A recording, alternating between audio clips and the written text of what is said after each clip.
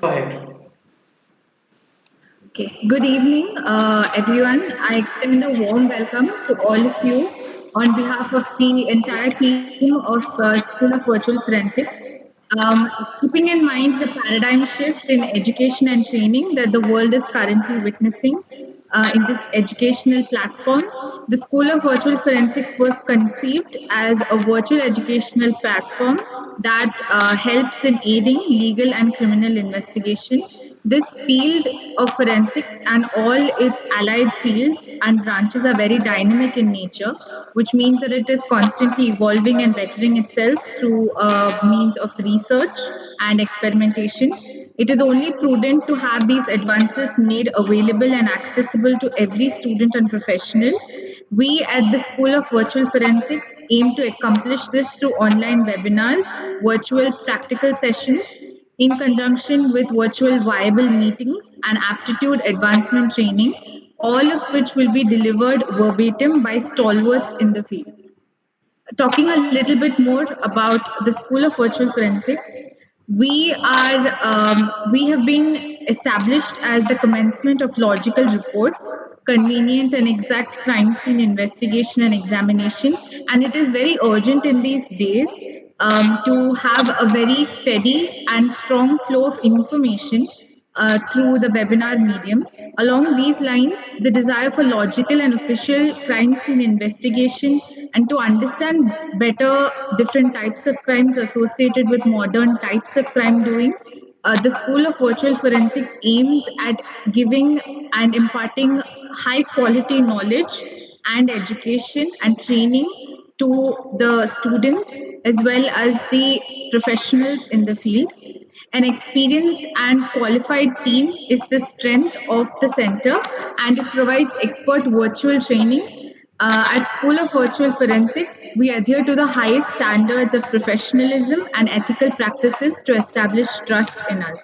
The devoted exertion of the group will convey the best results and greatest help through inventive thoughts, interdisciplinary methodology, and exploration. I would like to call, before announcing again our inaugural session that we have, I want to call upon Dr. Shanmuganandam, one of the core team members of the School of Virtual Forensics, and he will be talking about the journey that we've had so far, and after which I'll be introducing each of the members of the School of Virtual Forensics individually. Sir, if you could please take over. Thank you, Dr. Hindu. And it's a welcome all. Good evening to all the participants who joined at the inaugural sessions of the School of Virtual Forensics. And it's always a privilege to be in a team of School of Virtual Forensics. So once again, I thank my well-wishers, mentors, and all my technical teams and back support behind the screen who have worked day and night for developing the School of Virtual Forensics, and also the participants who gave us great support and came to our inaugural sessions, and also the topic webinar on anatomical landmarks and its role in human identification. So it always School of Virtual Forensics offers a great opportunity for the people globally. So at School of Virtual Forensics, we are proud of our caring, inclusive ethos, where we will set an high standards and expectations for our scholars to achieve and behave their very best. So for the moment, at this new venture, School of Virtual Forensics will be focusing on the online learning platform. That is means the virtual learning platform for the students, scholars, researchers, anybody can join this School of Virtual Forensic platform to establish science and knowledges. So this our School of Virtual Forensics community will we facilitate and dedicate staffs will enable us to deliver our program in a virtual environment that is intimate and friendly and attending to every specific educational need. So where you can feel relaxed and comfortable, which allow learners to really to get to know their teachers. Why the School of Virtual Forensics has came and existed to the role is because of due to a new type of crimes, developing era, and very the spectrum of new causes as developed in the countries. Maybe it be a forensic nanotechnology or a forensic odontology, forensic medicine, forensic nursing, and anything. There are many type of courses and been introduced because of various types of crime occurring nowadays. But it is to ensure our School of Virtual Forensics and each and every scholars to develop the science and knowledge regarding the regarding the forensic nursing or forensic entomology or various forensic courses and allied health courses. So where the School of Forensic, this new venture in the field, will support in various forensic aspects as well as the allied health courses in the virtual way, whether it may be a virtual learning platform or the virtual practical sessions, where the School of Virtual Funds regularly will come up with the new topic, and always it will entertain you and give a new methodology and ideas in the field of research also. And another in coming days, School of Virtual is going to collaborate with the new areas where the students can explore and can learn the new coming area. So once again, on behalf of School of Virtual Forensic team, I thank you all and welcome to the School of Virtual Forensics webinar sessions, human anatomy and its anatomy landmarks and its role in human identifications. Thank you all. Thank you, sir.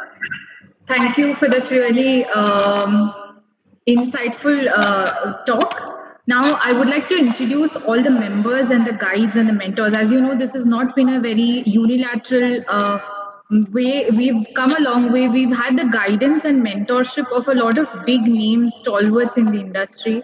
So, I would like to introduce each of them specifically so that the audience can know who they are. The driving force behind our organization.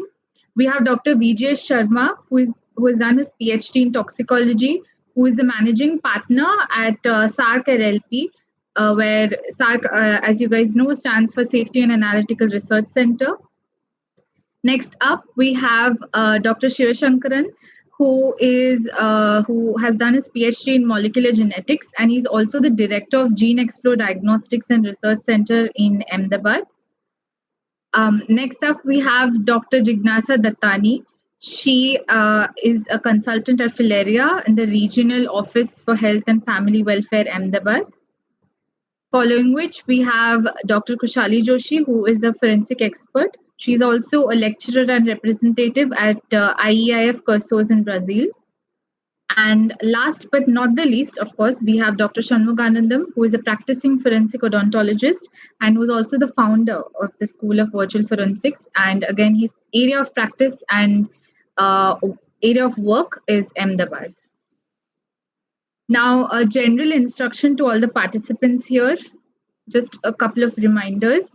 Everyone's requested to keep their cameras and microphones off. Any questions that they have for the speaker can be put up in the chat box, should be taken later on. Also, please use earphones and keep your system volume at max so that there's better voice quality and no disturbance during the entire webinar.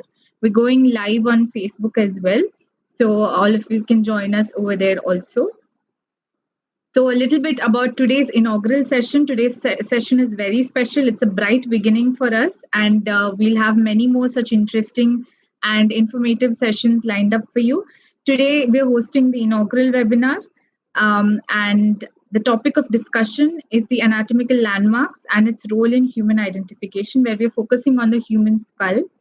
With us today, we will deliberate on this topic with the help of, or rather under the guidance of Dr. Rajesh R. He is a truly decorated man, I would say. There's a lot to talk about him. So I will introduce him to all the participants. Many of you already know him, so he doesn't need an introduction. But it is better that I do introduce him. He's a man who has 12 plus years of experience in his field of study. He completed his BSc in zoology in the year 2000, following which he did his MSc in medical anatomy, followed by a PhD in cell biology. He has published over 15 articles in peer-reviewed journals. He has a teaching experience for both for medical, dental, Ayurvedic, nursing, and other allied medical fields. So he's actually a very well-known and well-respected academician. he has 14 years of teaching experience in anatomy itself. He is very good with dissection as well as a motivator. He's not just a teacher who comes and teaches, as you know. He is someone who has motivated his students, who has pushed his students to do bigger and greater things. Also, his areas of interest are gross anatomy dissection, and he is also a very good orator. He has great communication skills and explains everything lucidly, as you will see when he starts his webinar. He's also very interested in human and animal dissection, in histology, histomorphology, histochemistry, pharmacological, and diabetes research. His thesis was on the effect of Mucuna pruriens seed extract on the streptomycin induced diabetic rats, which is again a very interesting topic that he has done his thesis on. He obtained his PhD from Sri Balaji Vidyapeeth in Puducherry, and he also has finished his lectureship. He has worked as a lecturer almost 11 years of experience at Mahatma Gandhi Medical College and Research Institute. And his PG again he completed from School of Medical Education, which is the MG University from Kottayam. This is again a very little that I can talk about him. He's also a very avid researcher. So a lot of his time is dedicated to research work as well as his academic work on the side. He is a guide and mentor to both undergraduate as well as postgraduate students, and he is the perfect person to explain the whole concept of anatomic landmarks to us today. So, I will not take up more of his time. Sir, if you could please come ahead and start with your session. Thank you so much for a kind introduction. So, in the onset, I congratulate all the team members behind the screen and to make this event successful.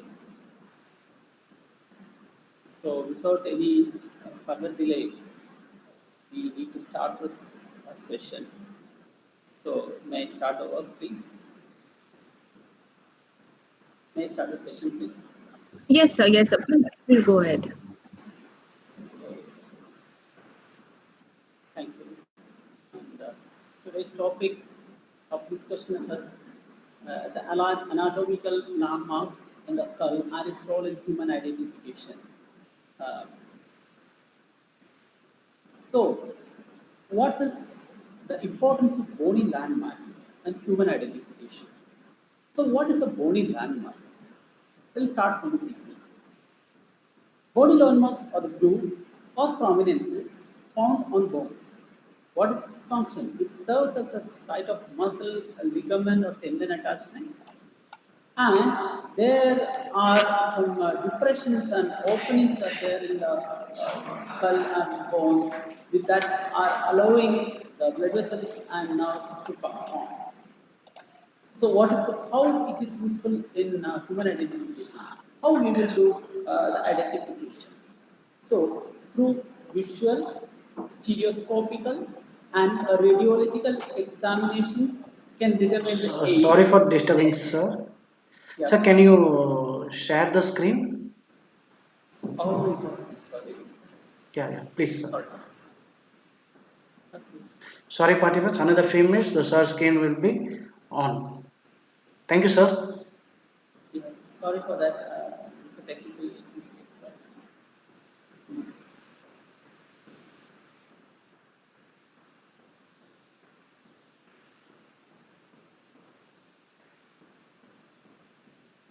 So hope you can see my screen first. Yes, sir. Yes, sir.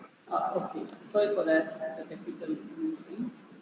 So this is the anatomical landmarks and the skull and its role in human identification. So importance of the bony landmarks and human identification is first is what is bony landmark. Bony landmarks are grooves or prominences found in bones. Then it serves as sites of muscle attachment, ligament or tendon attachment.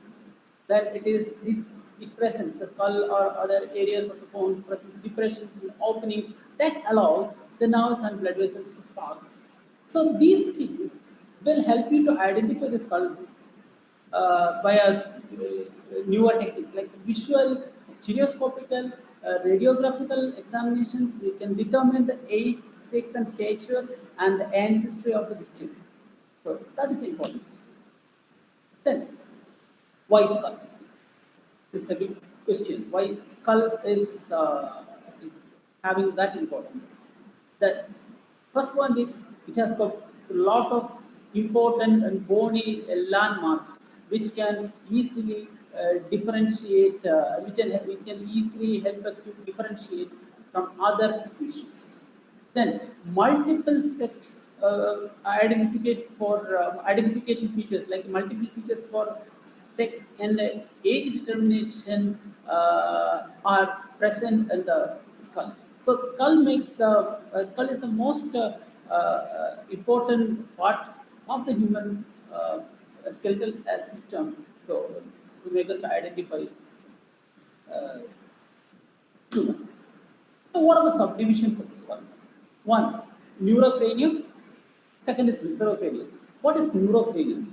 Neurocranium is called the kappalam, or in Sanskrit we call it as kappalam. That is, ka means brain, palam means protector. So neurocranium is the protector of the brain box. And the viscerocranium is a facial skeleton, which is forming the facial bone, that is 14 in number. The next one, neurocranium. Neurocranium is made up of frontal, occipital, sphenoid, and ethmoid bones. These are unpaired bone, whereas parietal and temporal bones are the paired bone which is present in the neurocranium. So neurocranium plus Fuji. Now let us talk about viscerocranium. What is viscerocranium? Which the bones which is forming the facial skeleton. So mandible, vomer, maxilla, zygomatic, nasal, lacrimal, palatine, and inferior nasal concha forms the viscerocranium. So coming on to the next slide, before going into the details of this today's webinar, I want to tell these terminologies I'll be using infrequent. Infrequent I'll be using it. So let us see what are they. Suture. There is a joint between the bones of the skull. You know, this is the suture, the bone joint between the two flat bones or bones of the skull. That is a suture. Next point, foramen. An opening of the skull in the skull, it is called a foramen. So this are foramen. The smaller foramen is called foramina, another term. Now look at this crust. A thickening present in any region of the bone, it is called a crust. Okay, so this is a crest, and I can say that this is a tuber, an elevation present in the particular, a smooth prominence, smooth rounded elevation is called a tuber. So this is a few terms I want to tell you. So this is a tuber, this is a crest, and I can say that few more words, few more sentences are there, terms are there. Look at this. A point at which it's called can be called as styloid process. So I can say this is styloid process. And again, spine, another sometimes vertebral column we call spine. So this is a styloid process. Plates is a flattened bone is called a plates. So these are the terms we are regularly used in upcoming this session. The next now the question: how to study a skull? You cannot study haphazardly everything together. So there is a system that you can see from different views, different perspectives. See, it can be studied by viewing from different perspectives. The anterior perspective, anterior view is called norma frontalis. So what you are seeing here is norma frontalis. So let us see posterior view is called norma occipitalis, and the superior view is called the norma verticalis. This is superior view, norma verticalis. Vertex can be viewed. Inferior view is called a norma basalis, that is a basal view. The last one, the lateral view. This is the lateral view, and we call it as norma lateralis. So that 5 perspectives we can study the entire skull. Out external features. Then see this first one is norma verticalis, that's a vertical view. Then norma frontalis, that is a frontal view. Then the third is norma basalis, that's basal view, that is a inferior view. You have sort of foramen central, you can see here. So this is the inferior view or norma basalis. Finally, this is the norma occipitalis, and this is the norma lateralis, the lateral view. So, number one, norma frontalis. So, what are the bones present in this norma frontalis? One by one, I will explain. See this beautiful big bone is called the frontal bone, and this makes the major share of bone in norma frontalis.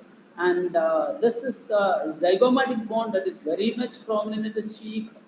See, this is a cheekbone or zygomatic bone, and you can see that zygomatic bone is connected to the frontal bone by a suture. So, zygomatico frontal suture, zygomatico-frontal suture, and you can see that this jawbone, next to jawbone is the maxilla. This jawbone is called a maxilla. So the maxilla is connected by internasal suture. Intermaxillary, sorry for that. Intermaxillary suture. And sorry, I forgot to mention this beautiful bone. This is the nasal bone. See, the nasal bone does have two parts. The right part, this is the left part, right nasal bone and left nasal bone. And you can see that the center part, it is connected by means of a suture that is called internasal suture. The internasal suture is meeting with the so-called frontal bone. Okay, finally, the second formed bone in the body, that is the mandible. Mandible. So the mandible is here. That is, it is a massive bone present in the lower jaw. It forms the lower jaw. Hope norma frontalis is clear. Now, next is the bony landmarks in anterior view. First I said that is a frontal bone, right? So frontal bone is connected to nasal bone, then frontal bone is connected to zygomatic bone, and this is the so-called maxilla, and this is the mandible. Okay, so one by one, let us see what is happening. So first one, look at this. Above the orbit, can you make out an elevation over here somewhere? So this is called a superciliary arch. This is the superciliary arch. Next point. 1, 2, and 3 areas in the center. First area is called a nasion. The second area is called anterior nasal spine. And third area is called mental protuberance. So first one, what is nasion? Nasion is the meeting point between frontal bone and nasal bone. Meeting point. Frontal bone meets with the internasal suture. Here, the lower border of the pyriform fossa. I told you this one is this triangular area. I forgot to tell you this is the area called the pyriform fossa or anterior nasal aperture. So anterior nasal aperture. So this area is called orbit. Anterior nasal aperture or orbit. So here in the anterior part of the lower part of the anterior nasal aperture, there is a spine. That spine is called anterior nasal spine. Very important landmark in the norma frontalis. Then here you have a mental protuberance. That is also a very important landmark. Here you can see an oblique line which is reaching from the coronal process of the mandible. This is also an important landmark. So this area, one more thing I want to explain here. Sorry that. This area presents a notch, supraorbital notch, or supraorbital foramen. You can see that supraorbital foramen here, infraorbital foramen here, then mental foramen here. These three are coming in a straight line. These three are coming in a straight line. You can see all these 1, 2, 3. All three are coming in a straight line. So that is a feature of your norma frontalis. Supraorbital foramen. This is infraorbital foramen. This foramen is called a mental foramen. Then, one more important part here. This is a frontal tuber, the elevation in the front forehead. That is a frontal tuber. Look at this orbit. Look at this orbit. I told you, orbit is a pyramidal shaped structure. So it will have a superior border, lateral border, inferior border, and the medial border. So this is called a supraorbital margin. This margin is called a supraorbital margin. This margin is a supraorbital margin. Then this is called infraorbital margin. So supraorbital margin is completely formed by frontal bone, whereas infraorbital margin is formed by both maxillary bone and the zygomatic bone. And you can see that as a pyramidal shape structure, it will have an apex, right? The apex is formed by optic canal, and the base is formed by these margins, of course. The walls are one lateral wall, one medial wall, superior wall, and the floor. Superior wall is automatically roof, floor, medial wall, lateral wall. What are the bones forming in it? See this lateral bone and ethmoid bone, major bones. Here sphenoid bone and part of the frontal bone, part of the maxillary zygomatic bone is there. Then floor is mainly formed by the maxillary bone. And of course, the palatine bone is there. Then greater sphenoid is there. So this is the alignment of your orbit. And you can see that in the orbit, you have a fissure. See two fissures to be clear to say. This is superiorbital fissure that is connecting into the middle cranial fossa. I repeat, superior orbital fissure is connecting into the middle cranial fossa. Now, the inferior orbital fissure communicates to pterygopalatine fossa. That is on your this region. I can show you this thing. This region, the orbit is here. So I'll explain later. Now, look at this norma occipitalis. In the norma occipitalis, what are the bones taking part? This one is the parietal bone. This is another parietal bone. The two parietal bones meets at the suture. This suture is called sagittal suture. So sagittal suture is a suture which is connecting to parietal bones. Now, this bone, see the suture between the parietal bone and occipital bone? Occipital bone is a T-bone in this one, right? So, parieto-occipital suture, this is called parieto-occipital suture, and we call it as lambdoid suture. Lambdoid suture, right? I can say that, can you see this small bone in the suture itself? And we call it as sutural bones. Okay, let us come back to the back square one. This is the meeting point between the parietal bones, that is in the sagittal suture. Sagittal suture meets with the lambdoid suture at this point, and I call this as lambda. L-A-M-B-D-A, lambda. Okay, so it is looking like a lambda. That's why it's called lambdoid suture. Lambda, that is lambdoid suture and a sagittal suture. Can you see this elevation over here? Before that elevation, I want to tell you this region.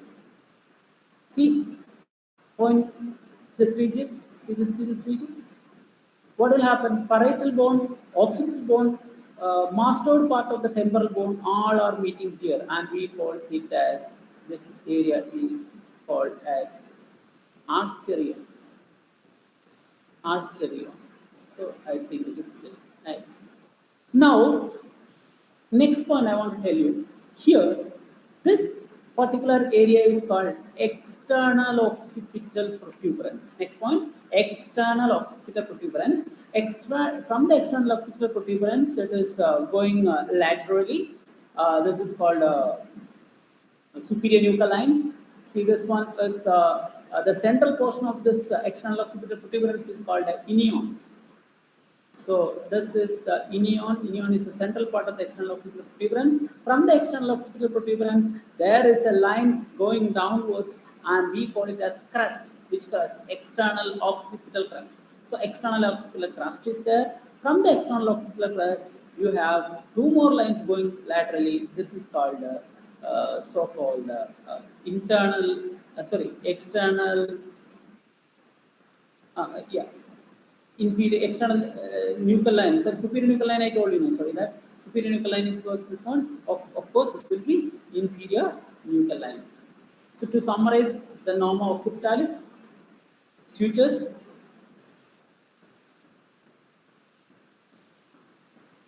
So sutures, one is sagittal suture. Okay, then sagittal suture, both sides you have two foramens. This is called parietal emissary foramen. Then the center part of this parietal emissary foramen is called ovilion. This I will explain later also. Ovilion. And this region where the parietal bone is meeting with the occipital bone at this suture. This is called a lambdoid suture. So this is a lambdoid suture. This is another lambdoid suture. This triangular area is called lambda. Okay, told. Then here mastoid process. Here external occipital protuberance. This is a superior nuchal line. This is the inferior nuchal line. This is the external occipital crest. This is external occipital protuberance. Go to the next. Vault of the skull. In the vault of the skull can be viewed external. That external view of the vault of the skull is called norma verticalis. That is a vertex view. First thing I can say you that the suture what you are seeing here. This suture is the coronal suture. It is coronally running, so it's called a coronal suture. Now, next is the suture. The suture which is present in between the parietal bone. I told you this suture that is sagittally running. It is running sagittally, so it is called sagittal suture. And here I told you two foramens will be there. That is called parietal emissary foramen. So what is emissary foramen? Emissary foramens are the foramen that transmit the blood vessels of extracranium to the intracranial venous sinuses. So that is parietal emissary foramen. These are having a very much surgical and clinical significance. This emissary foramen.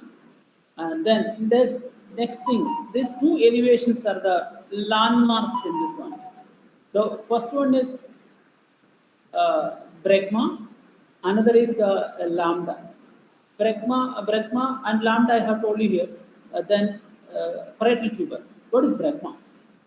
Meeting bone between the coronal suture and the sagittal suture. And you can see this region. This is called a bregma. Now parietal tuber. Parietal tuber is the elevation present in the lateral part of the parietal bone. Here this is a big elevation you can see. So here you have frontal tuber. So automatically packed in the parietal tuber is the most projected part of the parietal bone. The most projected part of the parietal bone is called a parietal tuber. And the vault of the skull, let us simply have a look about the vault of the skull. Can you see the bone? Bone is not a single plate. It is having dual plates. Okay, what are the dual plates? This table you can see now. This table is the outer table, and you can see that this table is the inner table. Between the inner table and outer table, there is a marrow cavity, and it is called diploid. deployment plates. So diploid bone. So this is called diploid bones. Now you can see when it is reaching anterior, so this is anterior, this is posterior, medial, lateral. So when it is going anterior, you can see that there is a crust. This crust is called frontal crust. It will be no problem. Here, can you see the air sinuses in it? This is helping in reducing the weight of the skull. Weight of the skull reduction is by this air sinuses. Okay, because you may think that a bone with this much heavy weight is how it will manage. So this is done by the air sinuses. Air sinuses produces our voice clearer. It helps in giving good resonance to our voice. Now, next point here, this particular foramen, can you see this foramen? It's not a foramen, it is a depression. This depression is called granular foveolae. This granular foveolae is produced by the arachnoid granulations of the brain, that is a middle, meninges, middle part of meninges, that is the arachnoid layer, arachnoid matter. And last, the next one. Can you see these markings? Very clear here. Very clear here. These markings. These markings are called uh, vascular markings of middle meningeal vessels. Vascular markings of the middle meningeal vessels. Right. So this is related to the lateral part here. Okay. Next one is, we see the groove. This groove is very common, very prominent here. Can you see this groove? So this groove is sagittal sulcus. Deep to the skull, you have a lot of venous sinuses. One among that is sagittal sinus. That sagittal sinus view can be seen in the skull. These are the things you have to observe if you get a world of skull. Right? These are things you can see. This is the frontal crust. Okay, so these things can be easily seen in our world of the skull and norma verticalis. So shall I go to the next one? Yeah, with your permission. So here norma lateralis. Norma lateralis again. Tell me what are the bones? 1, 2, 3, and 4. So can you see the four important bones here? One is norma frontalis bone, so that is frontal bone. This is the parietal bone, so this is the coronal suture. This is the occipital bone. This is the occipital bone. This is the squamous part of the temporal bone, and this is the greater wing of the spinal. So again, 1, 2, 3, 4, and the last one here is 5. So 5 bones are present over here, right, which is forming the skull. So this is the zygomatic bone.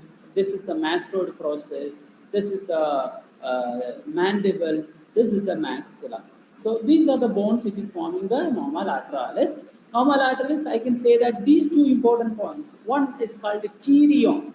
P-T-R-I-O-N. Chirion. Chirion is here. This is a meeting point of 1, 2, 3, 4. This is frontal, parietal, temporal, and greater wing of the sphenoid meets at this particular point, and it is called chirion. Deep to the chirion only, I told you, remember our artery inside, middle meningeal artery will be running like this way, anterior branch and posterior branch artery will be running like this way.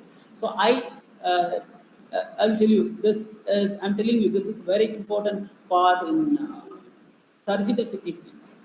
Okay, again, medical legal significance, of course, there. Of course, when surgical significance is there, medical legal significance will be there, and forensically, it's a really important area.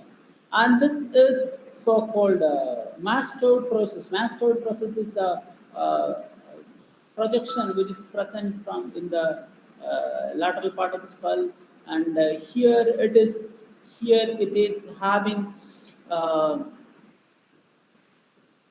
Yeah, it is present. It is a part of the temporal bone only. See this entire temporal bone. This entire temporal bone has this projection. This is called mastoid process. This is called mastoid process. Now look at this part of the bone. This part of the bone is again mastoid process. This particular part, is called a styloid process. This is the styloid process. And this opening is called external acoustic meatus.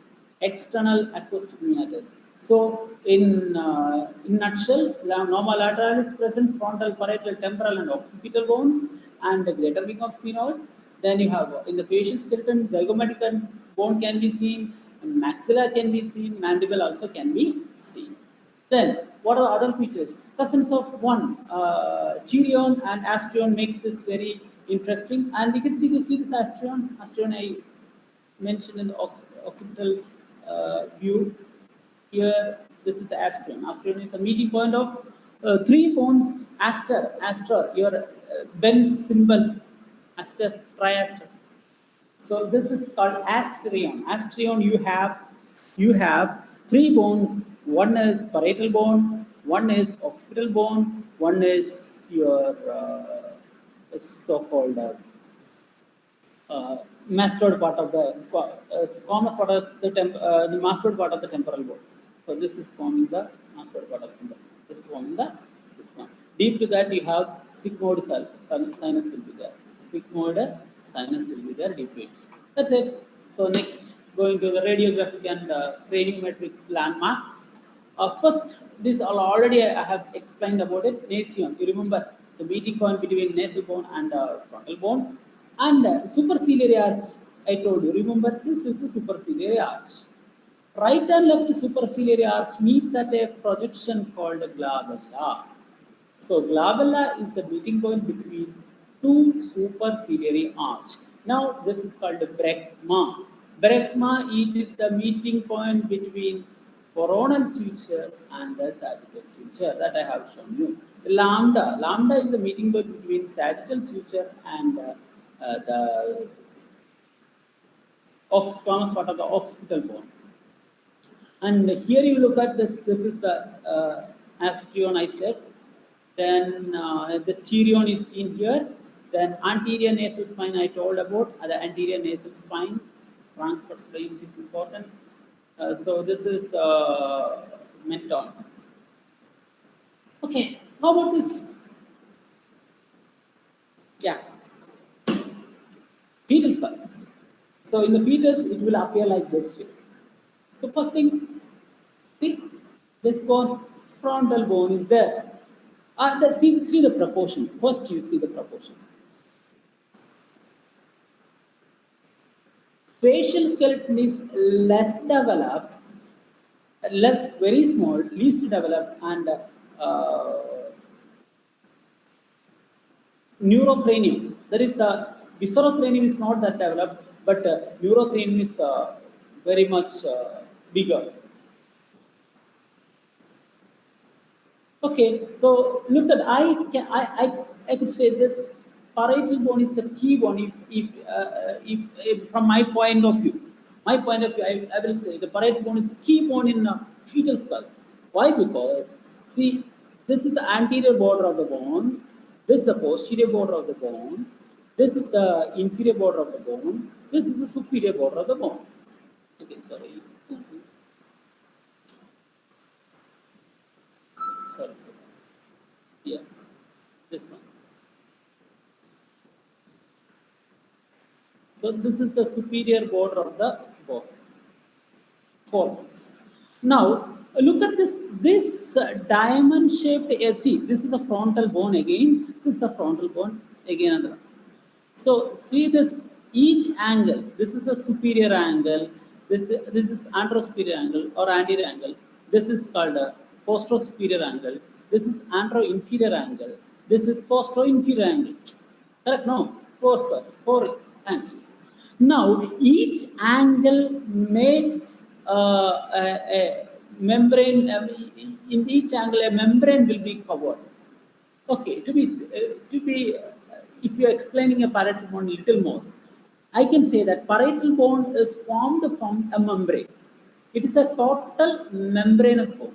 So from the membrane, central part ossification will start. You can see that. See this? It is like a scale of a fish. See this central part? It is ossifying. The membrane is ossified into a bone. So what will happen? In birth, you will have this area. It will little membranous. I can say that this one it will fuse at the age of 9 to 18 months. It will fuse. And this is called I mean, sorry, this is a mistake. Not, okay, so this one, let me talk about first and foremost important fontanelle. This is called anterior fontanelle. The anterior fontanelle, this is the posterior fontanelle. And this fontanelle is called sphenoidal fontanelle, and this fontanelle is called mastoid fontanelle. The four fontanelles are present in the fetal skull, not exactly four. This is one, two. This is paired. So this fontanelle is called sphenoidal fontanelle. This bone is sphenoid bone, right?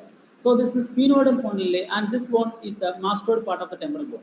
This fontanelle is called mastoid fontanelle. So fontanelles are sphenoid fontanelle pair, two sphenoidal fontanelle, two mastoid fontanelle, and one anterior fontanelle, one posterior fontanelle. The anterior fontanelle process at the age of 8 to 9 to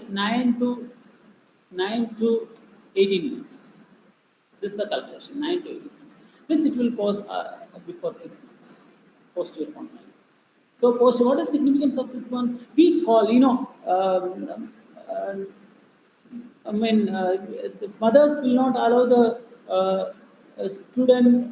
kids skull to be touched in the vertex. This is the vertex region, right? So why this is a soft spot. You can feel the pulsation of the venous sinus which is going inside, that is superior sagittal sinus. Then intracranial pressure it is raised. If the intracranial pressure is more, that area will be bulged up. In case of dehydration, this will be sunken. That is a concept of fetal skull. Hope you understood this thing. And one more thing I forgot to explain. Sometimes this suture between the frontal bone will be persisting. In that case, it is called metopic suture. Metopic. So metopic suture is a suture between two frontal bone or interfrontal suture. 30% of individual it will be present in adults. Now basalis. The basal view. See here the details are, the bones are here. One is maxilla bone. Next is palatine bone. Next is here this view, the zygomatic bone. This is this entire bone is the temporal bone, and this bone, the bone which is forming the area between the hard palate and this region, it is a sphenoid bone, and this bone, this entire bone is the occipital bone, and this is the squamous part of the temporal bone, and it's a petrous part of the temporal bone, and this is the mastoid part of the temporal bone. Here the styloid process. So these are the bones which is present in this one, and one by one I will tell you. One is maxilla, palatine bone, zygomatic bone. Then this is the temporal bone. This is the occipital bone, and this is the petrous part of the temporal bone. Sphenoid bone is seen here. This is a sphenoid bone. This is a sphenoid bone. The central part is called vomer. So here in this one, I want to tell you one thing. Look at this. Look at this. Look at this. Here, this central part we will study. What are the foramens present central part? See this foramen 1. Then this are called greater palatal foramen. This is called incisive canal. Then here foramen magnum. Right, 3 things are you can see here. And see on the sides what are the things. This is the key element in the petrous in the temporal bone. This part is the key element in the petrous temporal bone. Why it is called key element? To understand the base of the skull properly. See, base of the skull is little important. Why? Because the fractures of the base of the skull will be more devastating effect than any other areas because the presence of complicated structures and all the nerves from the cerebrum, the cranial cavity, brain and brainstem, it is coming through this opening from the normal base iris. So look at this. Look at this again. Coming up back to the square one. Here is the opening. This is the meeting point between, see this sphenoid bone, occipital bone, right? Sphenoid bone, occipital bone, and this area is the petrous temporal bone. The foramen present here, it is called lacerum. See this here in the marking it, foramen lacerum, apex of the petrous temporal bone. Next, central part of the petrous temporal bone, you have another opening that is called carotid canal. See this. Next is carotid canal. Next you see posterior most part you have an opening that is external acoustic meatus. See the alignment. See the alignment 1, 2, 3. These three alignment is very, very important. Now, most medial part you have foramen lacerum. Most lateral part you have external acoustic meatus. Middle you have carotid canal. Now, next technique how to identify. See this entire part is called petrous temporal bone. The petrous temporal bone is to connected to one is greater wing of sphenoid, right? Greater wing of sphenoid. This one is the greater wing of the sphenoid bone. This is the greater wing of sphenoid bone. And where it meets with the greater wing of the sphenoid, where it meets with the greater wing of the sphenoid, there is another foramen is there. That is called a foramen ovale. Ovale. So ovale it is marked here. See this foramen ovale. Below, behind that you have spinosum. That is okay. So this is the first concept of the norma basialis. Then next is behind. I told anterior to the petrous temporal bone, what which foramen? Foramen ovale. Posterior to the foramen petrous temporal bone, there is another foramen. Look at this. This foramen is called jugular foramen. Jugular foramen. So these 1, 2, 3, 4, 5 important foramen. This one, including this, it is 6. 6 foramen are solely related to the petrous temporal bone. So petrous temporal bone is a key bone, I can say, in the norma basialis. I told you, key bone in the norma lateralis is parietal bone, whereas key bone in this one, it is petrous temporal bone. Why? Because petrous temporal bone, if you study well, if you examine well, you can see all the you can open the it's a key to the base of the skull. You can explore all the parts of the norma basialis. And the central part, you can see this area as the this is the foramen. This big foramen is called foramen magnum. This is the external occipital protuberance, and this is the spheno-occipital joint, occipital-sphenoid joint. This is the area of sphenoid joint. It fuses at the age of 25. This is also having very important importance in this one. And this area is called basion. In front of the foramen magnum, there is a point called basion. Behind this one, there is another point called ophistheon. So basion and ophistheon are important in surgically as well as forensically. It's a review. It's easy already for you know. Now this is incisive canal, easy. Palatine process of maxilla, horizontal plate of palatine bone. Then posterior nasal aperture, antenasal aperture. Just opposite to that you have posterior nasal aperture. So anterior nasal aperture and posterior nasal aperture is easy. Then this thing is the foramen magnum, the center. Then this is the occipital condyle that I forgot to mention in the last slide. This is occipital condyle. Of course, our beautiful petrous part of the temporal bone is present here. Petrous part of the temporal bone is present here. And you can see that it is foramen lacerum, foramen ovale, foramen spinosum. Then this is the carotid canal. Then this is the external acoustic meatus. Then that's it. That's it. Our key. This one is over. Then jugular foramen is over here. Jugular foramen location here. Jugular foramen. Now this is a mandibular fossa over here. Then pterygoid process, greater wing of sphenoid. See, all these things are transmitting some important structures. that is not I mean, not the business to be deal with in this seminar. So this is very important, but not in this one. It is out of the scope of this session. Now, the cranial cavity. The cranial cavity, you have three slots. One, two, three. Three tires you can see. First tier is anterior cranial fossa. Second cranial area is the middle cranial fossa. The third area is called posterior cranial fossa. The three areas you can easily see. The anterior cranial fossa transmits one cranial nerve, cranial number one. That is a olfactory nerve.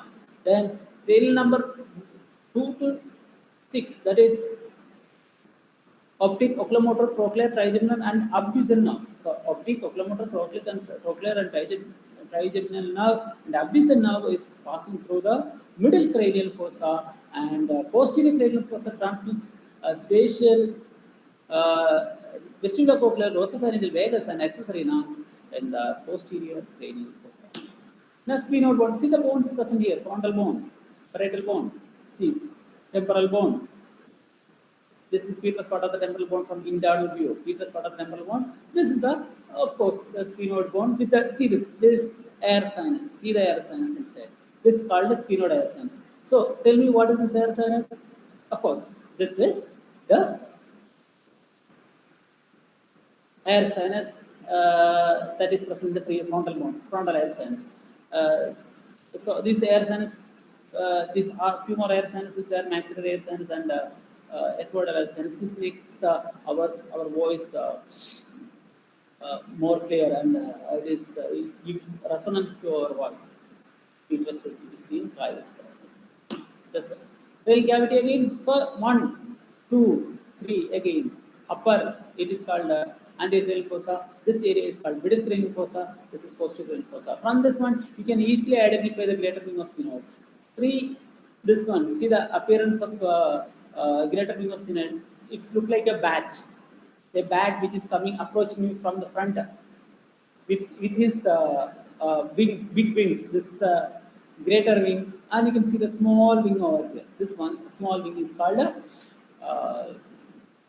lesser wing. So this structure is the so-called sphenoid bone. This is a temporal bone. This is a. That's it. The cranial cavities, all the foramens you can see, except one more foramen you can see here, foramen fundamental. So this is the pituitary gland location.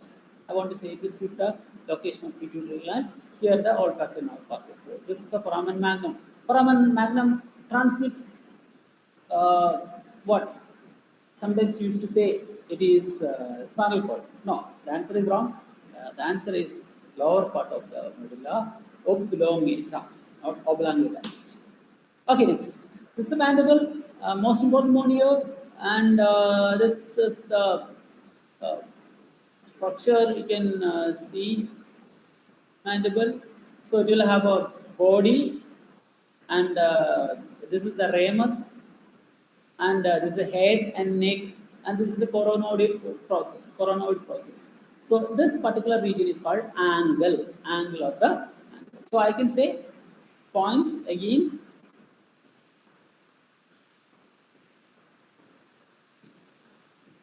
Body, ramus, coronoid process, condyloid process presents head and the neck. And you can see this an oblique line start from the coronoid process to the foramen veil. That is important. That is giving attachment to buccinator muscle. And this area presents lot of muscular impressions for masseter muscles impression. This notch is called a mandibular notch.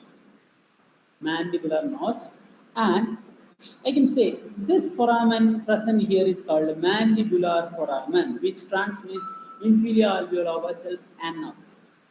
So then I want to say there is an elevation here. It is called the lingula of the mandible. Then here there are tubercles. You can see that superior mental tubercle or superior genial tubercle and inferior genial tubercle. This region. Okay, here your submandibular salivary gland is located. So this is submandibular salivary gland location. This is sublingual salivary gland location. These are the inner view of this one. See the angle of the mandible, very, very important. It is extending laterally. This we will discuss in next section. Sex difference. Before going to sex differences, I just want to ask. I have a small request to the webinar team. I want to show some bone to the attendees of this webinar to explain it a little more clearly. Can you please permit it? Absolutely, sir. Please do go ahead. Thanks so much. So,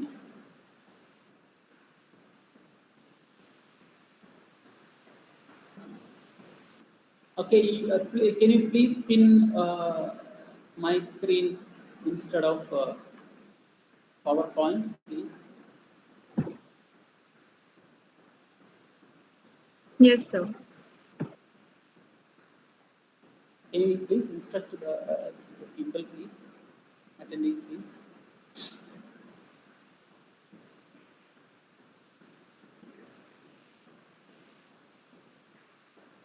Yeah. Is my screen visible to everyone, madam? Yes, sir. Yes, sir. So let us see. So this will give you a bit more clearer picture about skull. So let us start from one by one. Hmm? So this view is called, yeah, norma frontalis. So first bone I want to show here, this is the frontal bone, and this elevation, the elevation seen here is called a superciliary arch. The right superciliary arch, left superciliary arch meets at this point and we call it as glabella. And see this bone. This bone is called a nasal bone. The nasal bone is here. The right nasal bone, left nasal bone meets at frontal bone in this particular center part of this one. This is called nasion. This is the nasion. And this tubercle here present this is very prominent. Can you see this? This prominent. Tubercle is called anterior nasal spine. Then this is lower alveolar arch. This is lower alveolar arch. And I can ask you a few things. Here, this is, what is this thing?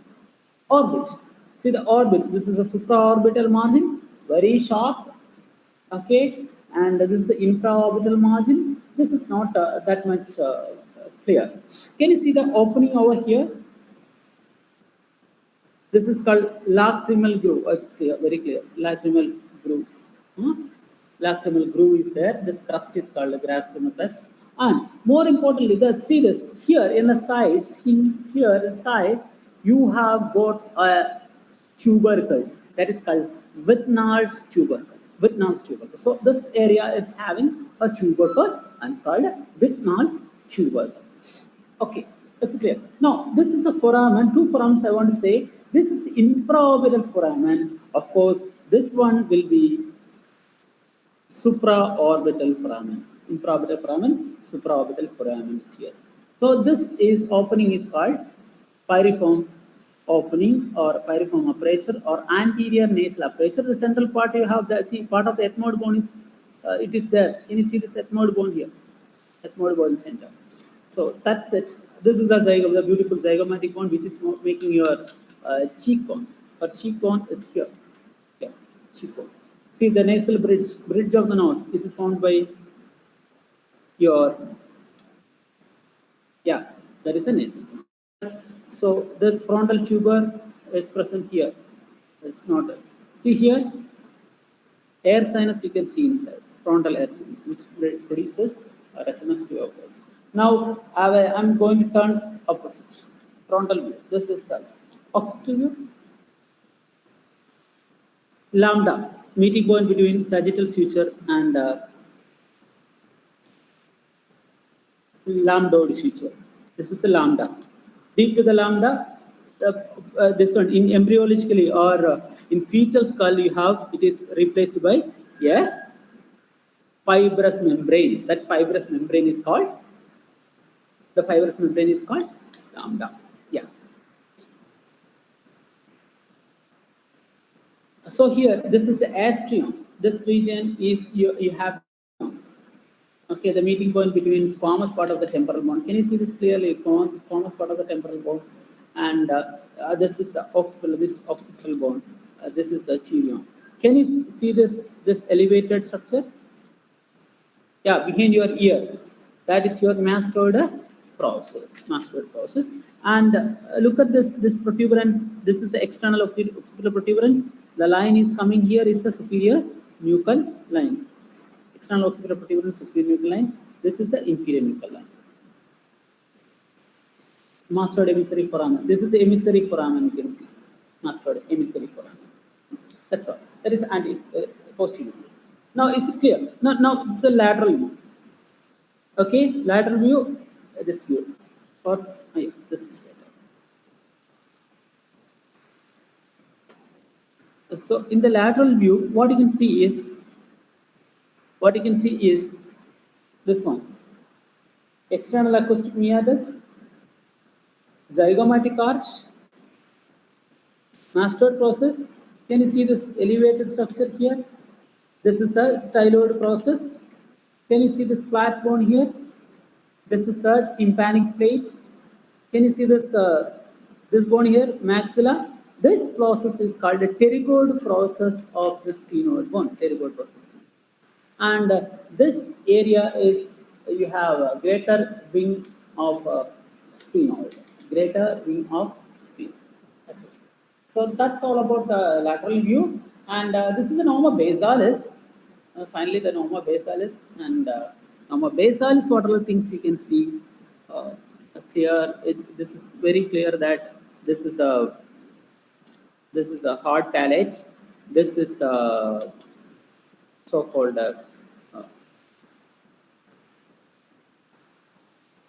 this is a hard palate, and this is the this part is a hard palate, and this is the spine, posterior nasal spine. This is the cribriform suture. This is the alveolar arch, which launching the so-called upper jaw teeth, and the zygomatic arch. See the petrous temporal. See, our interest, we have told about petrous temporal part of the temporal bone. Look at this petrous part of the temporal bone. In the petrous part of the temporal bone, you can see this particular foramen. The central part, this particular foramen. Yeah. Here you can see a foramen. See this foramen. The central part of the foramen, the central part of the petrous temporal bone, there is a foramen. That is a carotid canal. See the apex, you have a foramen. Yeah, this apex of this one, there is a foramen that is called a lacerum, and here there is a meeting point between the petrous part of the temporal bone and occipital condyle. Here there is a foramen called jugular foramen. Of course, this foramen is called external acoustic meatus. See the orbits. See the orbit you have. Superior orbital fissure and inferior orbital fissure, you can see, no? So inferior orbital fissure, it is going to the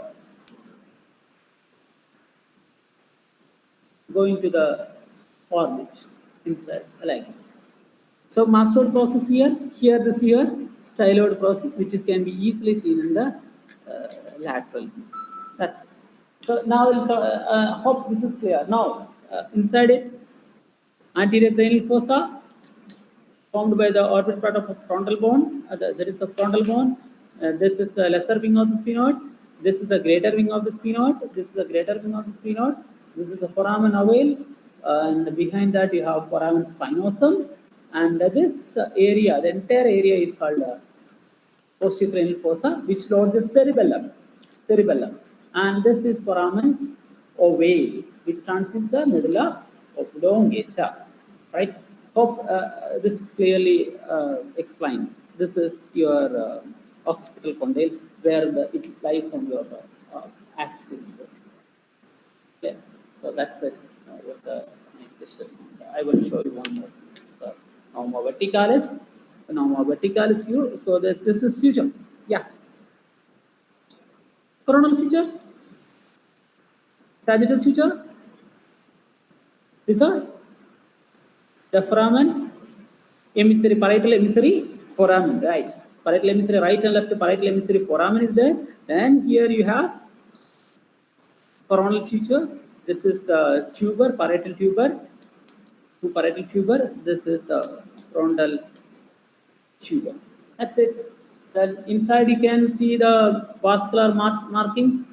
You see the vascular markings I have explained. The vascular markings. This is for the middle meningeal artery. Can you see this bits? This bits we are discussing about that. What is so called granular foveolae. Granular foveolae.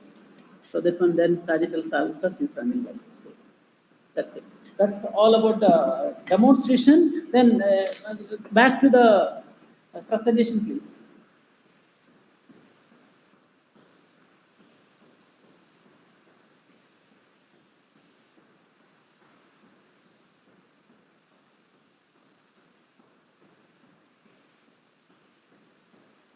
So please focus on the presentation.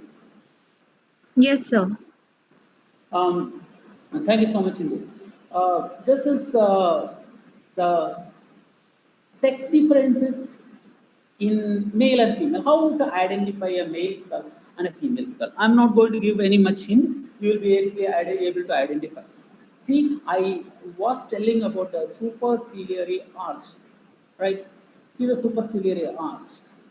The superciliary arch less prominent in male, less prominent in female, and it is more prominent in male. So frontal tuber is a next thing. Before that, okay, this one. This one is called, what is this? Yeah, there is supraorbital margin is more sharp in female. This is sharp in female. This is less sharp in female. It is bulky. Now, here, next one I want to tell you, this tuber. This is called frontal tuber. It is more in females. It is less in males. See the vertex? Vertex is flat here. Vertex is pointed here. So vertex is flat here, vertex is pointed here. This is a feature of difference between male and female skull. Now see this one. See the angle. Angle is typically V-shaped here. It is somewhat not like a V. It is little broader here. So it is looking like a U shape, wide and U shape. So wide and V shape and wide and U shape. So these are a typical feature of male and female. Now look at this norma occipitalis. Nothing, no change in this region, but external occipital protuberance. Look at this. This is less prominent. This is more prominent. This is external occipital crust is less prominent, but here it is very much prominent. So bony impressions are very prominent in males than in females. What happens here? Normal arteriolis. See the slope. This slope is very much visible in the male skull, but in female it is not a typical slope. It is vertical. Front of bone goes vertical like this way. Right. The mastoid process, size of the mastoid process. See this more, this is less. So this is another identification feature of the skull, another two important identification feature of the skull. Hope it's clear. Zygomatic arch again it is massive in male, less massive in female. So again, look at this glabella. Glabella is more prominent in male, so which makes vertical, and glabella is more prominent here. Glabella is less prominent. This is making it vertical. This is sloping. Sloping. It is vertical. Now zygomatic arch bigger. That's why zygomatic arch is thinner. The tympanic plate is not that much broad. Here it is broad. Mastoid process small. Mastoid process bigger. So these features are very much common. Very much this one in male and massive mandible. This is less massive mandible. So here this is this view. It is what U shape. It is almost a V shape. This is the mandible. Orbit is orbit is circular almost. This is choir shape. So this is another aspect of this one. This is a male female difference. Clear? See this? See, see the difference. Very clear. Age difference, I can say three aspects you have to see. First one is mandible. Second one is the maxilla.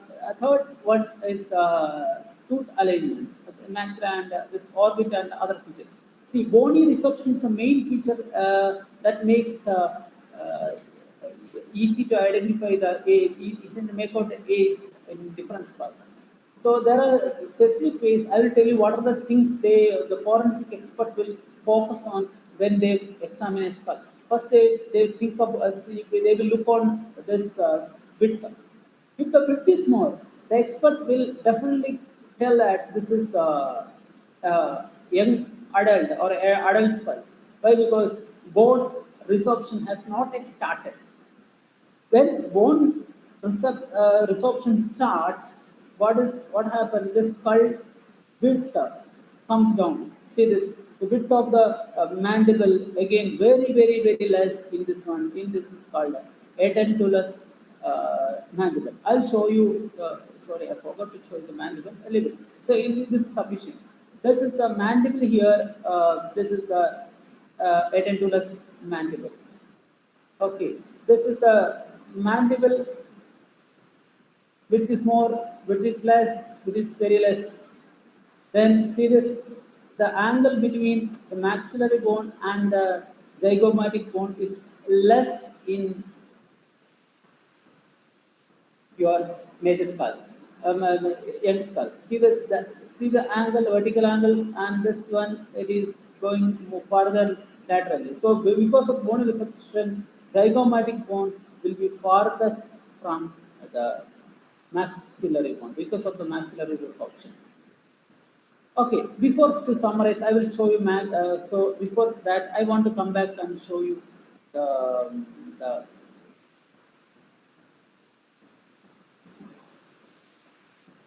show the mandible once again. Please pin my this one. Pin. Yes, sir. Okay. Yes, Yeah. sir. Thank you. Because I forgot to explain the mandible. Here we have mandible also. See this sex difference again. That's the mandible. Mandible. See the angle of the mandible. Look at first. You have to look at the angle of the mandible. This is a mandible. Here you can clearly see mandible anterior view. See the width. That is more. See the old age skull. This edentulous mandible. See the width of the this one bony resorption. Can you see the location of foramen, mental foramen? It is towards the center.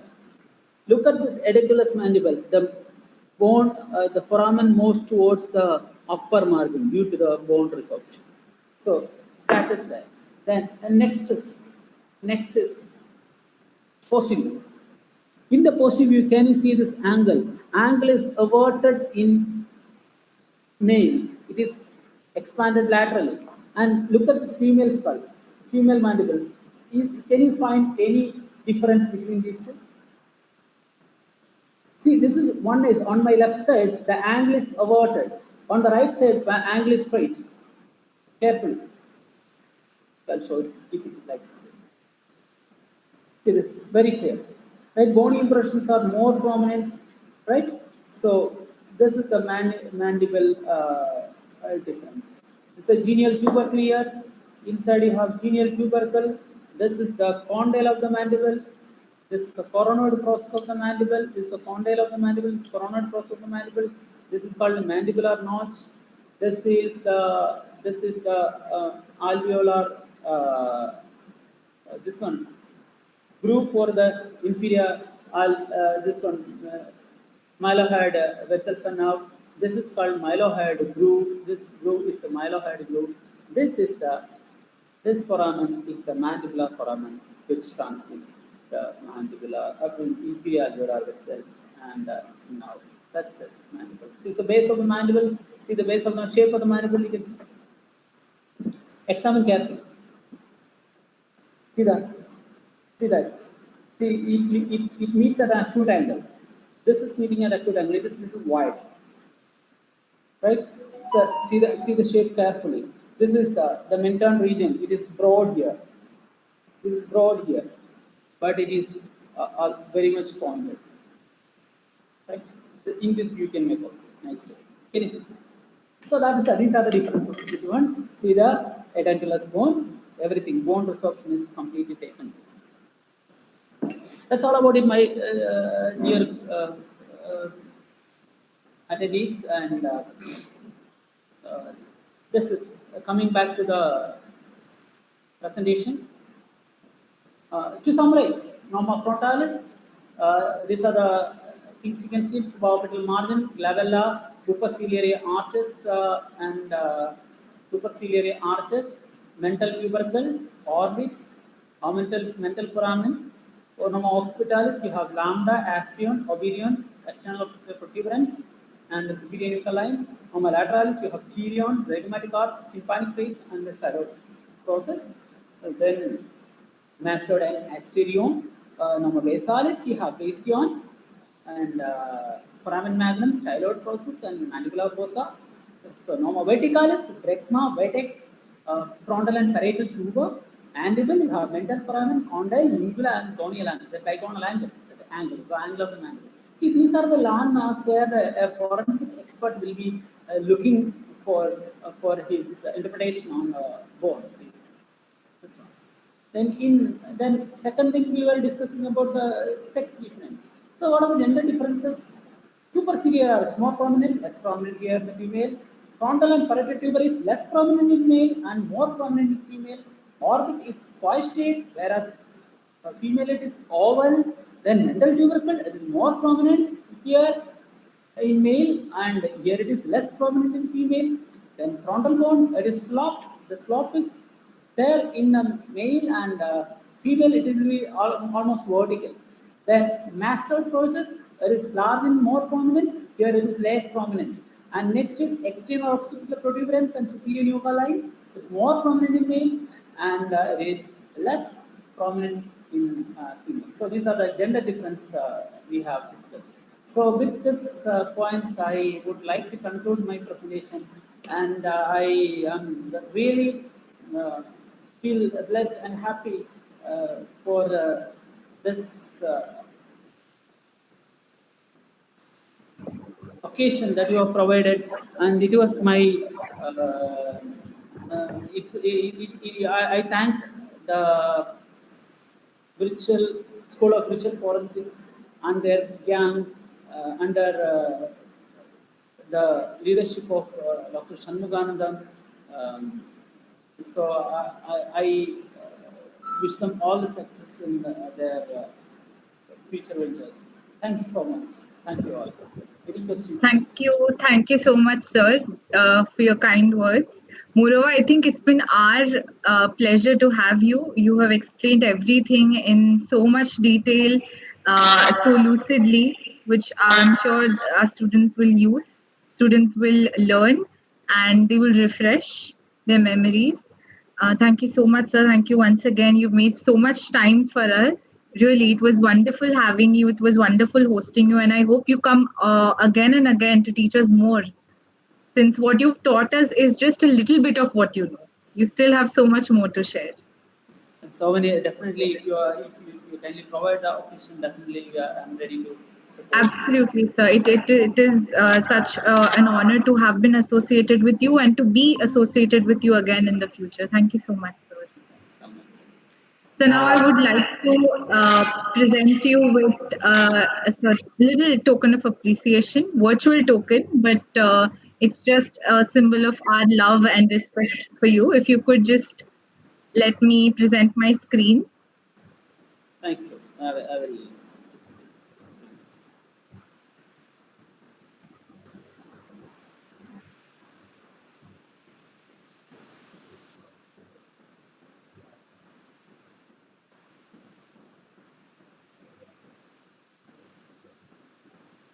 So this is a certificate of appreciation that we have for you for spending so much of your valuable time with us, for educating us. Thank you so much, sir. I cannot see the right now. Just let me see. You're not able to see it? Yes, let me see Let me whether. present my screen again. Yeah, now it is okay. Okay, okay. Yeah, yeah, for me it is clear. Are you able to see it, sir? Yeah, yes, yes, yes, now it's clear. Okay, okay. Thank you. Thank you again, once again, sir. Thank you so much. Thank you, Thank you so sir. much. On behalf of SOPS, it's a great pleasure to see you again, and it was a wonderful session. I think all the participants would love the sessions, and it was again to recall the anatomical landmarks back to after so many years, and you let to know us about the importance of anatomical landmarks in forensics, whether it would be a facial reconstructions or it would be a sex determinations, whether it would be age determinations, any area with the help of the skulls and skeletal remains. So anatomical landmarks is one of the such a great important factor for Yes, human identifications in a forensics for a scientific report. So thank yeah, you, sir. Hope is uh, eager to join you again to see you back in our School of Virtual Forensics. Thank you, sir. As it's a virtual platform, please. yeah, yeah. This your school of forensic is definitely going to boost for the upcoming forensic